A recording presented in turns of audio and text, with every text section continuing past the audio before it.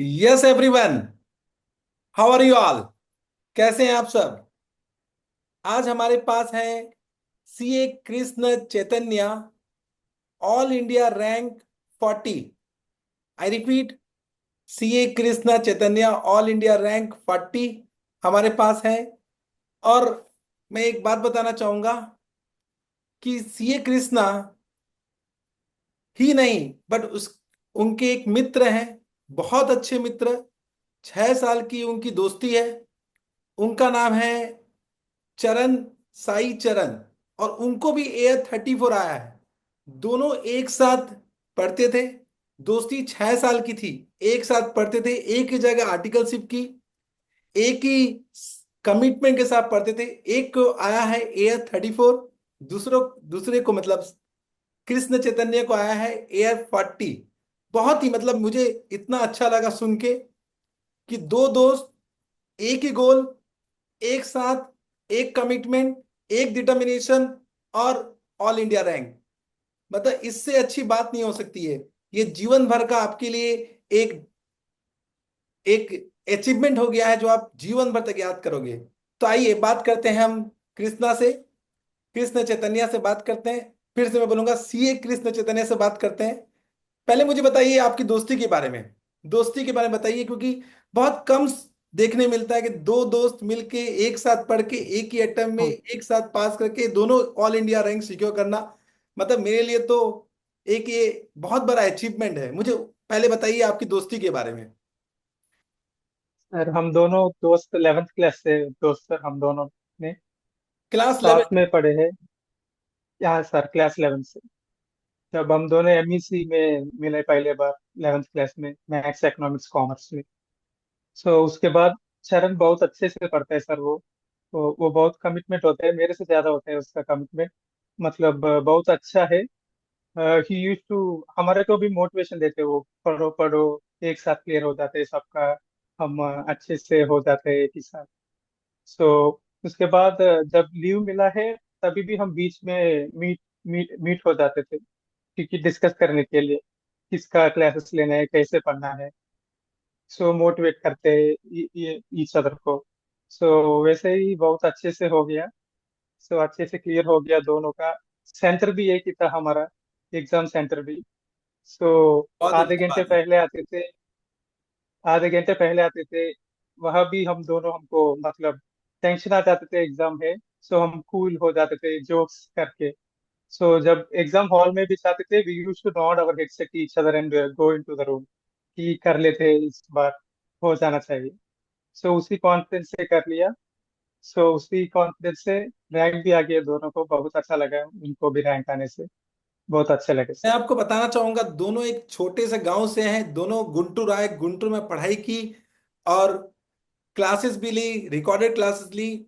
इस मतलब एक हाँ छोटे सर। से गांव से आके दो दोस्त एक साथ मिलके, इससे एक बात साबित होता है कि अच्छी संगत, अच्छी दोस्ती, जब आप दोस्त बनाते हो तो अच्छे दोस्त बनाओ जो आपको मोटिवेट करे पढ़ने के लिए। और मैं आपको बताऊंगा कि जो चरण है वो अभी हमारे पास नहीं है, due to some personal commitment. I asked him to come, but अभी वो अपने गांव गए हुए हैं, वहां पर कुछ पर्सनल कमिटमेंट है तो वो हमको ज्वाइन नहीं कर पाए। ऑफ कोर्स मैं उनको भी लेके आऊंगा अपने साथ। लेकिन ये बताना बहुत जरूरी, जो बहुत अच्छी बात है, कि जब भी आप सीए कर रहे हो तो आपको ये देखना पड़ेगा आप किसके संगत में हो। अच्छी दोस्ती, अच्छे लोग आपके साथ होंगे तो नेगेटिविटी नहीं आएगा आपके जीवन में। पॉजिटिव रहना बहुत बड़ी बात है। इन दोनों की खास बात थी कि एक दूसरे को ये मोटिवेट करते थे। जब एक नहीं, अगर एक थोड़ा सा डिप्रेशन में था, थोड़ा सा डिमोटिवेट होता, दूसरा उसको मोटिवेट करता था, अब चलो पढ़ाई करते हैं। मैं सही बोल रहा हूँ कृष्णा?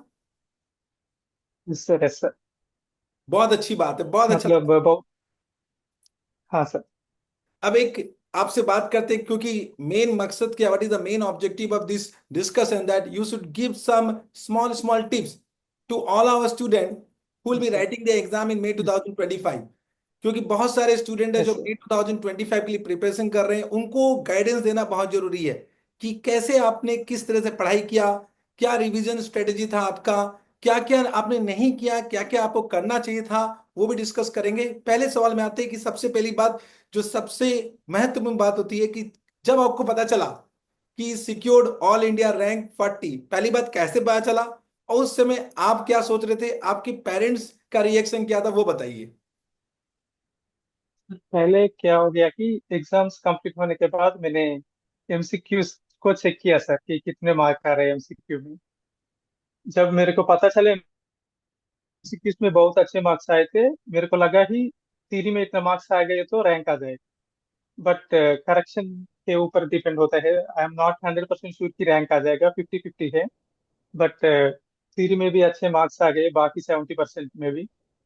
So 433 आ गए थे। I mean, I was not expecting 430. I was expecting between 400 to 420 बीच में आ गए तो अच्छे होते। पर्सनली मेरे को लगा है 400 क्रॉस किया तो फॉर मी पर्सनली मेरे को लगा है आई डन समथिंग।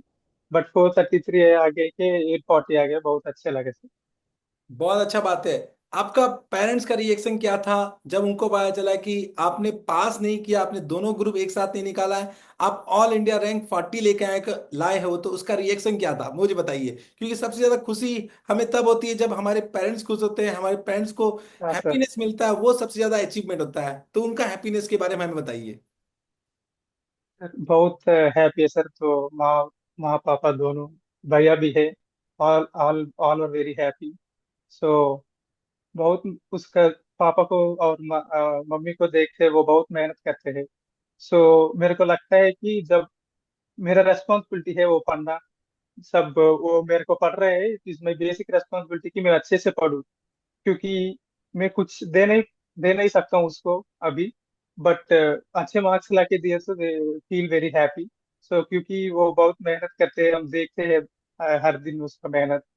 सो उसको मतलब बहुत अच्छा लगे कि उस मेहनत को मैंने वेस्ट नहीं किया, पापा मम्मी का मेहनत को मेरी वजह से वेस्ट नहीं हुआ, इसलिए बहुत हैप्पी लगे सर। ये बहुत बड़ा इंपॉर्टेंट मोटिवेशन है कि वी ऑल, जो भी हम चार्टर्ड अकाउंटेंट कर रहे हैं, मैक्सिमम हम सब मिडिल क्लास फैमिली से हैं, और हम चाहते हैं कि जो हमारे पेरेंट्स एफर्ट कर रहे हैं हमारे लिए, उनको हम उससे ज्यादा दें, उनको रिटर्न ज्यादा दें। हमें पता है कि हमारे पेरेंट्स हमारे लिए खूब मेहनत करते हैं, खूब कमाते हैं कि हम अच्छे से पढ़ पाएं, और जब हम ऑल इंडिया रैंक लाते हैं वो सबसे बड़ा गिफ्ट होता है उनके लिए। मेरे ख्याल से आज उनको सबसे बड़ा गिफ्ट मिल गया, आपने सबसे बड़ा गिफ्ट कर दिया है। इससे ज्यादा वो हैप्पीनेस कुछ नहीं मिल सकता उनको। चलिए आते हैं नेक्स्ट क्वेश्चन में। हाँ अब सर। मुझे ये बताइए कि आपने एफआर की तैयारी कैसे की, आपने मेरी क्लासेस ली, क्या था आपका पैटर्न, आपने क्लासेस कैसे कंप्लीट किया, क्या आपने पोस्टपोन किया क्लासेस को, कि आपने जल्द जल्द कंप्लीट किया, what is your revision strategy about FR, वो हमारे स्टूडेंट को बताइए कि एफआर में आपका क्या रिवीजन स्ट्रेटेजी था, और क्लासेस कैसे सुना आपने। क्लासेस क्लासेस मैंने अप्रैल 23 में परचेस किया सर। 2023 अप्रैल में। ओके। सो पहले फिनेंशियल इंस्ट्रूमेंट्स के पहले चैप्टर्स तक मैंने कंटिन्यूसली देख लिया सर। बट मेरे को लगा है मेरे अटेम्प्ट नवंबर में है, पर if I listen to all the classes no बहुत गैप आ जाएगा, मैं भूल जाता हूँ क्लासेस। इसलिए मैंने सोचा कि क्योंकि हम मिड साइज फॉर्म में काम करते हैं, हमारा लीव थोड़ा ज्यादा मिलता है। मैंने सोचा कि जब लीव मिलने के एक महीने पहले I started continuing from financial instruments, listening from financial instruments. उसके बाद जब लीव मिला है मैंने, I mean almost 15 to 20 days में डेली दो तीन तीन तीन 3.5 लेक्चर देख के कंप्लीट कर लिया sir. By the end of February मेरे एफआर का कोचिंग कंप्लीट हो गया। फिर रिवीजन जुलाई मिड में स्टार्ट किया। I mean they conduct mock tests are here for every 3 days. We used to have a group 2 mock test on Wednesday and the group 1 mock test on Saturday. मतलब syllabus को वो parts में divide करके एक एक week में एक एक चैप्टर होते हैं वैसे। So I use to study for that mock test and I use to appear for that mock test for every week. Great, मतलब एफआरए क्लासेस कंप्लीट, आपने जब लास्ट का जब आपको स्टडी लीव मिला था, 4 महीना या 5 महीना, कितने महीने का स्टडी लीव मिला था आपको। सर स्टडी लीव तो 4 महीने के मिले सर। 4 महीने जुलाई में जब जून। लास्ट के 4 महीने बचे थे तब आपने रिवीजन स्टार्ट किया, उसके पहले आपने कोई भी रिवीजन नहीं किया था। नहीं सर, नहीं सर। लास्ट 4 महीने में ही रिवीजन किया सर। मीन्स क्लासेस आपने सबसे पहले 4 महीना पहले सब क्लासेस कंप्लीट कर ली थी, M I right. Yes sir. और यस लास्ट के सर। 4 महीने में आपने सिर्फ रिवीजन किया। सिर्फ for I T sir, yes sir. इसका मतलब एक एक मैं कंक्लूजन निकाल सकता हूँ कि मिनिमम 4 महीना चाहिए, अच्छे से मिनिमम चाहिए, उससे ज्यादा हो तो अच्छी बात, लेकिन उससे कम नहीं होना चाहिए अगर आपको दोनों ग्रुप एक हाँ साथ सर। पास करना है तो। M I right? हाँ सर। यस सर, 4 महीने तो सफिशिएंट है। लास्ट 4 महीने में कोई भी क्लासेस नहीं, सिर्फ रिवीजन। Yes sir. अच्छा। अब सिर्फ मुझे रिवीजन सर। बताइए, अब मुझे बताइए कि अभी अभी हम क्या करते हैं, जैसे मैंने देखा है स्टूडेंट जब रिवीजन करते हैं तो they go for ABC analysis, A category B category. A category को ज्यादा इंपॉर्टेंस देते हैं और बी को थोड़ा कम देते हैं, सी को एक बहुत कम देते हैं। मैंने ऐसा देखा है कि student are doing selective study. तो व्हाट यू रिकमेंडेड, आप क्या स्टूडेंट को सजेशन देंगे कि एबीसी एनालिसिस के ऊपर डिपेंड करना चाहिए, क्या सेलेक्टिव स्टडी करना चाहिए, whether they should go for selective study, कि उनको पूरा प्रिपेयर करना चाहिए विदाउट इग्नोरिंग एबीसी एनालिसिस? आपका क्या सजेशन होगा? सर, मेरे को लगता है जब पहली बार पढ़ रहे हैं तो सारे चैप्टर्स पढ़ने अच्छे होते हैं सर, क्योंकि कुछ चैप्टर्स लिंक हो जाते हैं, इस चैप्टर में किसी और चैप्टर का रेफरेंस आ जाता है। क्योंकि जब पहले रिवीजन होता है, आई थिंक पूरा चैप्टर्स पढ़ना बहुत अच्छे होता है। जब सेकंड रिवीजन आते हैं, चैप्टर्स छोड़ना नहीं है सर, इम्पोर्टेंट पार्ट्स सेलेक्ट करके उस इम्पोर्टेंट पार्ट्स को पढ़ने से आई मीन एटलीस्ट कुछ टाइम सेव हो जाते हैं पूरा चैप्टर दूसरे बार पूरा नहीं पढ़ने के लिए। मींस आप ये बोलना चाहते हैं सी कैटेगरी में आप पूरा चैप्टर मत छोड़िए, जो भी आपको सी कैटेगरी लगता है आप उसमें से इंपॉर्टेंट हाँ। कंटेंट जरूर पढ़िए, इंपॉर्टेंट क्वेश्चंस को मत छोड़िए। जैसे मैं बोलता हाँ। हूँ कि ये हाँ सर। इंपॉर्टेंट क्वेश्चन है तो उसको तो जरूर करके जाइए, आप पूरा पूरा चैप्टर्स को मत हाँ सर। छोड़िए। मींस हाँ सेलेक्टिव सर, स्टडी, चैप्टर छोड़ छोड़ क्या कर मैं जाना। बोल सकता हूँ नो टू सेलेक्टिव स्टडी? हाँ यस सर, चैप्टर चैप्टर पूरा छोड़ना तो नहीं सर। चैप्टर नहीं को चाहिए। एक की अवेयरनेस होनी आपने चाहिए कोई चैप्टर भी में क्या सब्जेक्ट, है। मैं क्या ये बोल सकता हूँ आपने कोई भी सब्जेक्ट में सेलेक्टिव स्टडी नहीं किया? नहीं सर, ऑडिट में भी पूरा नहीं के किया? पूरे पढ़े। ऑडिट में भी नहीं किया? ऑडिट में भी मतलब कुछ चैप्टर सेलेक्ट किए हैं जो मेरे को जो लेंदी लगते हैं और डिफिकल्ट लगते हैं, मैंने इतना टाइम नहीं दिए सर, पर पढ़े सर एक बार तो एग्जाम के पहले भी। पढ़ना सब कुछ है। हाँ हाँ सर, मतलब सब इम्पोर्टेंट एरियाज को ज्यादा टाइम दे सकते हैं सर, पर पूरा चैप्टर चैप्टर छोड़ने से कुछ बार कुछ भी नहीं लिख पाते हैं सर हम। मतलब मार्क्स पूरा लीव करके आना चाहिए, हम 100 मार्क्स को अटेम्प्ट नहीं कर सकते करेक्ट। चैप्टर छोड़ के गए। मतलब पास होने के लिए आपको 100 मार्क्स का अटेम्प्ट करना जरूरी है। अच्छा मुझे बताइए, हाँ आपने सर, क्या, 100 मार्क्स। आपने जब पेपर लिखा, जब 6 पेपर का आपने एग्जाम दिया, तो आपने 100 मार्क्स का पेपर अटेम्प्ट किया कि किसी में आपने 70 80 90 का भी अटेम्प्ट किया? सर, लिखना है तो 100 को अटेम्प्ट किया सर, पर कुछ चैप्टर्स में कुछ क्वेश्चंस हमको आंसर नहीं पता होते हैं, पर उसको भी कुछ जो पढ़े हैं उससे लिख के या आए। जैसे मतलब मैं क्लास में छोड़ बोलता, के नहीं आए सर। जैसे मैं क्लास में बोलता, यू हैव टू छोड़ के नहीं आए सर। डू, हाँ सर। डू लिख के आओ, हाँ सर। छोड़ के मत आओ, जो आता है लिख के आ जाओ, वही आपने अपनाया। हाँ सर, कुछ भी कुछ सर। मतलब वही एक डू और डू, चाहे लिखो, सही लिखो या कुछ भी लिख के आओ, हाँ लिख सर। के आना है। यस सर, कुछ भी लिखना है सर, नहीं भी हमारे को आता है लगता तो है लिख के गलत आना है। आंसर है। हाँ सर, हमारे को लगता है कभी कभी गलत आंसर है, पर वो करेक्ट हो जाते हैं सर, इसके या इसलिए लिख के आना बहुत अच्छे होते हैं। क्योंकि करेक्ट। हम मतलब that is the last opportunity sir लिखने के लिए। कुछ भी लिख के आ जाना is best sir, rather then leaving हम।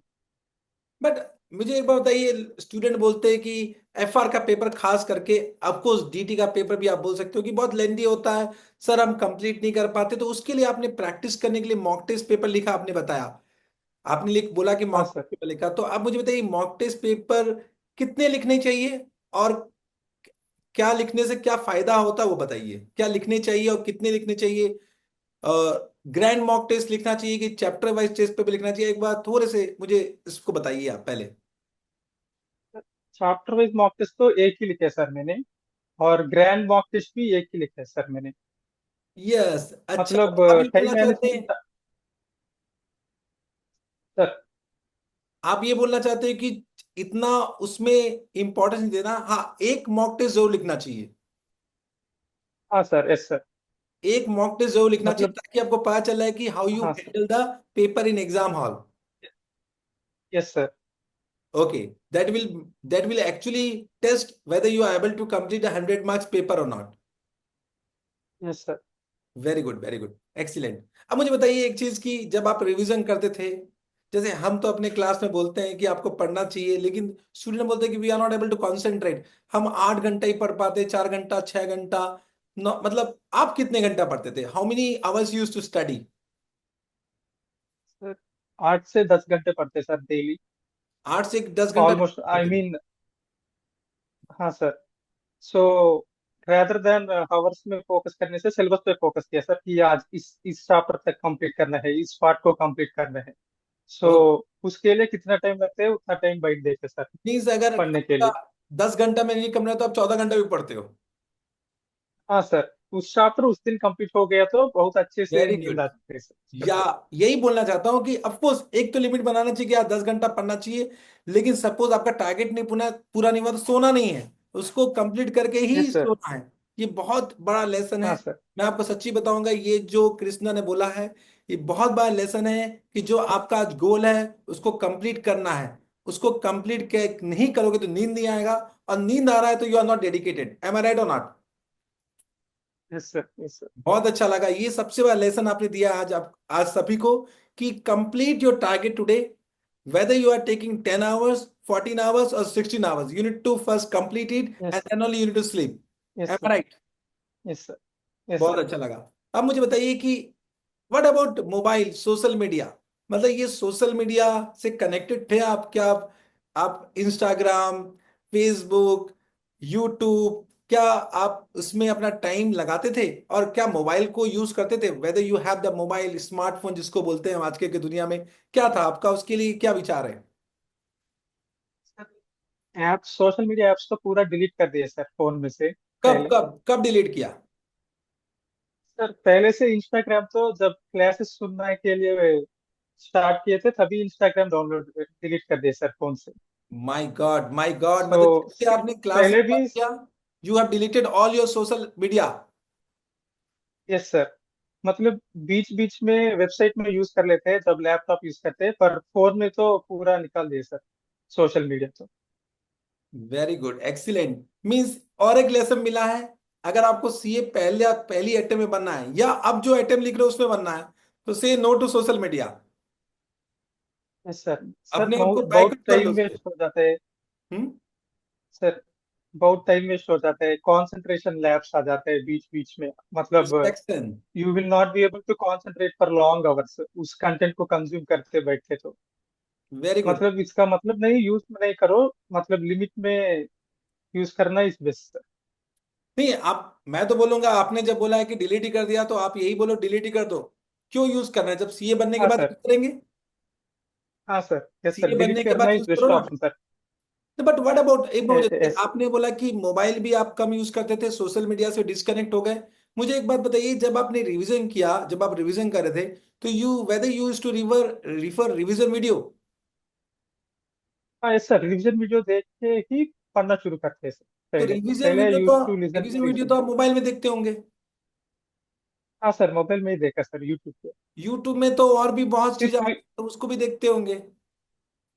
नहीं सर, पहले डाउनलोड करके रखता हूँ वीडियो को, सिर्फ वो देख के फिर फोन क्लोज कर लेता ओ गुड गुड गुड, ये भी बहुत बड़ा लेसन है कि आप अपना रिवीजन वीडियो डाउनलोड कर लीजिए, नहीं तो उसमें क्या आएगा, एड्स आएंगे, बहुत सारे और प्रॉम्प्ट्स आएंगे, आप डाइवर्ट हो सकते हो। देखिए कितना डिसिप्लिन लाइफ है। आप ये देखिए, अगर आपका गोल हाई हो तो अपने आप को डिसिप्लिन में बनाइए कि भाई मैं मोबाइल में वीडियो देख रहा हूं तो मैं उसको डाउनलोड कर लूंगा, उसके बाद देखूंगा, इससे टाइम भी सेव होगा और you will not B distracted. बहुत अच्छी बात है, मतलब आज फोन मुझे भी। लग रहा है कि ये एक बहुत बड़ा लेसन मिल रहा है सारे स्टूडेंट को, अगर वो आपकी बातें सुन रहे हैं तो, और इसको अपनाने से 100% they will achieve the goal. Am I right और नॉट? फोन भी जिस कमरे में पढ़ रहे हो उसमें नहीं रखना है सर, दूसरे कमरे में रखना है। कभी कहाँ? तुमको फोन दिखना नहीं है सर पास में। कहाँ फोन रखें? भी मैं दूसरे कमरे में रख के मैं पढ़ लेता हूँ सर। तो फिर तो मन तो करता होगा जाके देखने का। नहीं सर। सो मैं लैब पे पैर डाल के बुक्स रखता हूँ सर मेरे ऊपर पूरा। मतलब मेरे को उठने के लिए भी बुक्स तो पूरा साइड पे रख के जाके लाके होते हैं सर। मैंने सोचा छोड़ दो फोन को, उधर ही बेस्ट है। मुझे अपनी दिन याद है कि आपने जब बोला लैब में रखते, तो मैं भी क्या करता था कि अपनी सारी बुक्स अपने पास रख लेता था, कि अपने पूरे रूम में यस। बुक्स ही रख दिया, कोई आ नहीं सकता कोई जा नहीं सकता। Very good, excellent. हाँ सर। और मतलब इतना अच्छा लग रहा है आपसे बात करके। अब मुझे बताइए कि और एक क्वेश्चन मैं आपसे पूछना चाहता हूँ कि व्हाट अबाउट योर हॉबीज, मतलब कुछ तो हॉबीज होगा आपका, कोई हॉबीज है apart from study? Sir cricket बहुत पसंद है सर, क्रिकेट देखने में। मतलब बहुत रिस्ट्रिक्ट किया मैंने मेरे को हाँ, मैं यही पूछा। मैचेस नहीं देखने एक्चुअली के एक बार लिए। इंटरप्ट करूंगा मैं आपको, आपका हॉबीज है क्रिकेट देखना, अब आईपीएल मैचेस आता है, हाँ सर।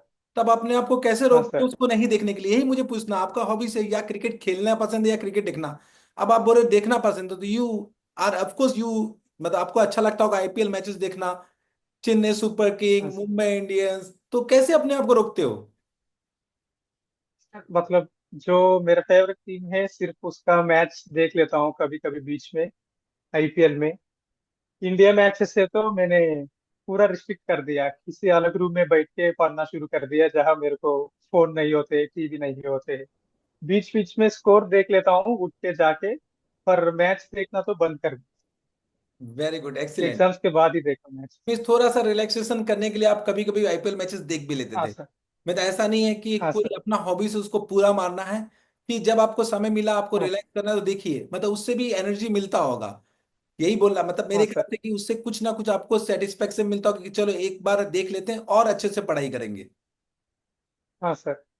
अच्छा, रिफ्रेश हो जाते हैं एक बार अच्छे या से। एक रिफ्रेशमेंट होने का भी एक एक माध्यम होना चाहिए, मतलब हॉबीज होना चाहिए, जो भी आपको इंटरेस्ट एरिया होता है वही कीजिए, अलग से कुछ अपना टाइम वेस्ट सोशल मीडिया मत कीजिए, दैट इज तो pure wastage. Yes sir.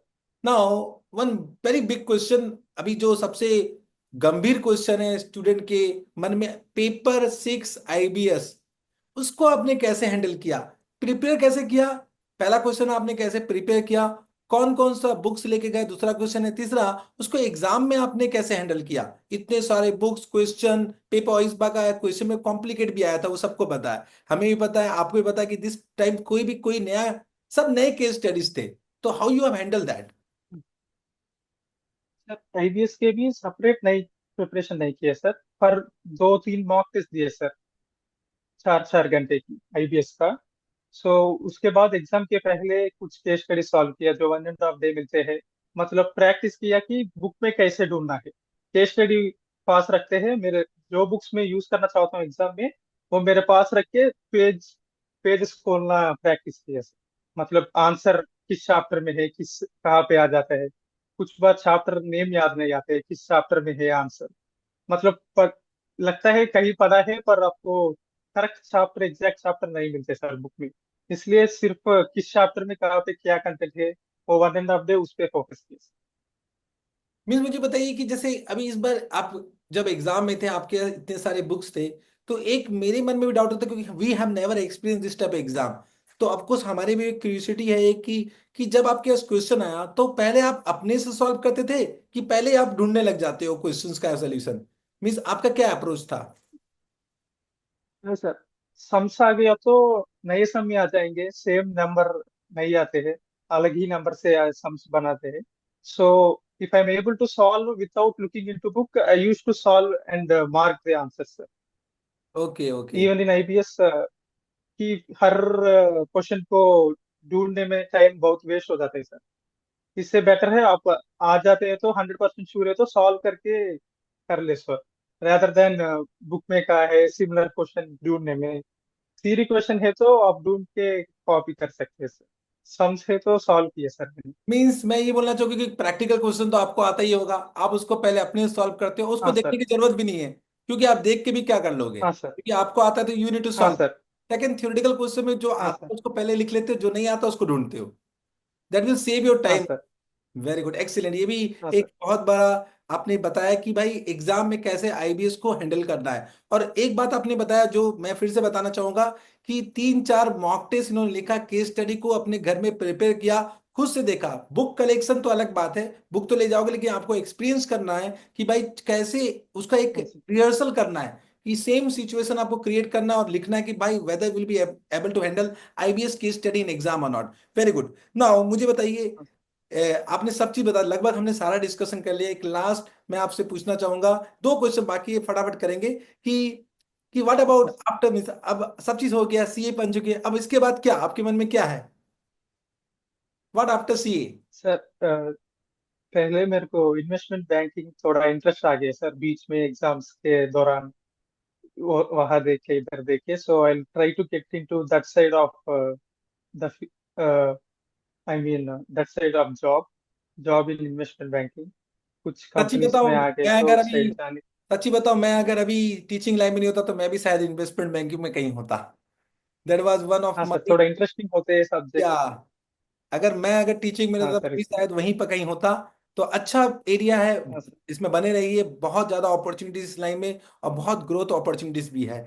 Last, जाते जाते सब चीज हो चुका है, आपने सब बता दिया। कुछ एक स्पेशल टिप्स हमारे स्टूडेंट को, weather you want to give to our student whoever is writing in May 2025 exam, कुछ अच्छी बातें जो मोटिवेट करें उनको पढ़ने के लिए, 10 घंटा 12 घंटा, कुछ एक स्पेशल बात बताइए।